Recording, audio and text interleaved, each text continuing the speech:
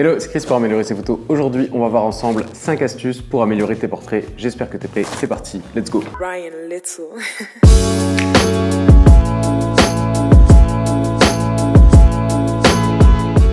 Numéro 1, oubliez la technique. Alors la technique et le matériel, c'est de loin la chose la plus importante en photographie. Non, je rigole. Si tu suis cette chaîne depuis longtemps, tu sais très bien que tu peux faire de très bonnes photos avec des appareils photo d'entrée de gamme, voire même avec des téléphones. Et je t'en montre quelques exemples ici.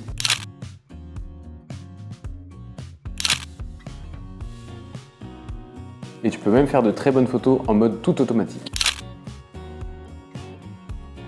Alors finalement, tu vas me dire, qu'est-ce qui est important? Eh bien, ce qui est important, c'est pas ton matériel, mais c'est ce qu'il y a devant ton objectif. C'est ce que tu photographies, c'est ça le plus important. Et donc, quand tu fais des portraits, qu'est-ce qu'il y a devant ton objectif? Eh bien, il y a un humain. Alors, est-ce que tu penses que passer d'une ouverture de f1.8 à f2 va transformer ta photographie? Personnellement, j'en doute. Par contre, est-ce que tu penses que dialoguer avec ton modèle et le mettre à l'aise, tout simplement, est-ce que tu penses que ça va transformer ta photographie? Eh bien, sans aucun doute. Alors si tu veux oublier la technique, eh bien j'ai fait une vidéo que je vais te mettre en fiche juste ici, dans laquelle je te donne tous mes réglages, donc comme ça, tu vas pouvoir comprendre comment est-ce que moi je règle mon appareil photo et surtout comment est-ce que je mets la technique en fait au second plan pour me concentrer sur la relation avec le modèle. Alors à partir de maintenant, oublie la technique et concentre-toi sur la chose la plus importante en portrait, la personne qui pose pour toi. Numéro 2, la lumière. Alors si tu étais un peintre, quelle serait pour toi ta matière première? Eh bien ta matière première, ce serait la peinture à l'huile. Eh bien en tant que photographe, ta matière première, c'est pas ton appareil photo, c'est la lumière, c'est ça ta matière première. Alors utilise la lumière pour mettre ton sujet en lumière par exemple. Mais tu peux également utiliser la lumière pour mettre ton sujet dans l'ombre. En fait, ça dépend de ce que tu veux raconter. Si tu veux par exemple raconter des histoires lumineuses comme ces éclats de rire au soleil, tu peux aussi décider de raconter des histoires peut-être moins joyeuses mais tout aussi intéressantes. Pour résumer, apprends à voir la lumière pour construire tes photographies. Numéro 3, apprends à t'en foutre du regard des gens. Alors tu vois, ça c'est quelque chose que j'ai appris à faire au fil du temps, notamment quand je faisais des séances photos en ville par exemple. J'ai appris à trouver l'inspiration devant des lieux où il y avait du monde et j'ai appris à m'en foutre et à tout de même faire les photographies que j'avais en tête. Mais la chaîne YouTube m'a aussi beaucoup aidé pour ça. D'ailleurs, je vais te mettre une vidéo juste ici dans laquelle on prend des inconnus en photo dans la rue. Alors est-ce que tu penses que c'était facile? Je te garantis que ça l'était pas parce que avec Anthony qui est avec moi dans ces vidéos-là, eh bien on a souvent mis entre 2 heures et 4 heures pour prendre au final entre 4 et 6 photos, tu vois. Donc c'est vraiment un exercice qui est pas facile, mais je t'encourage vivement à faire la même chose si jamais toi aussi tu veux pousser le truc un petit peu plus loin.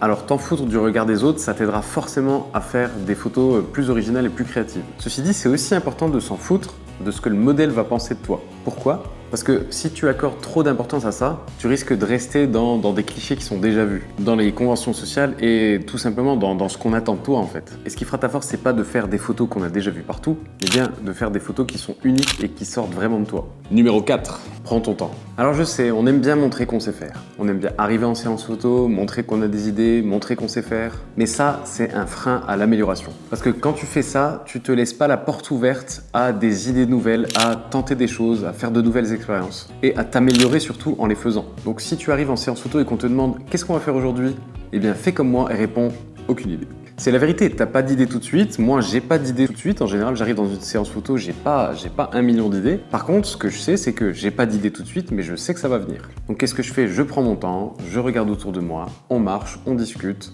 je trouve peut-être l'inspiration dans un lieu pendant qu'on marche justement et maintiens le contact avec ton modèle qui d'ailleurs peut aussi participer au processus de création avec toi. D'ailleurs si j'avais pas pris mon temps, est-ce que tu penses que j'aurais réussi à obtenir cette photo?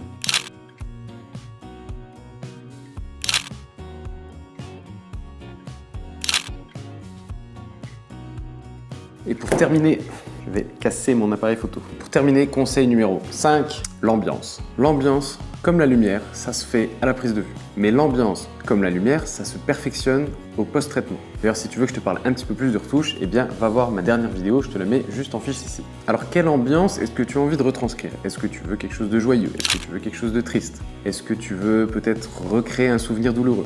Ou est-ce que simplement tu veux raconter une histoire qui n'existe pas forcément, mais que tu as dans la tête? Eh bien, cette ambiance que toi tu as dans la tête, tu dois la communiquer avec ton modèle. Pour que ton modèle puisse l'exprimer aussi et puisse retranscrire ce que toi tu as dans la tête en photographie tout simplement. Voilà, j'espère que ces 5 petites astuces t'ont plu. Si jamais c'est le cas, si jamais tu aimes ce format-là, n'hésite pas à me le dire juste en dessous dans les commentaires. C'est vrai que je fais rarement des 5 ou 10 astuces pour t'améliorer dans tel ou tel domaine, mais voilà, si jamais ça t'intéresse d'autres vidéos, n'hésite pas à me le dire.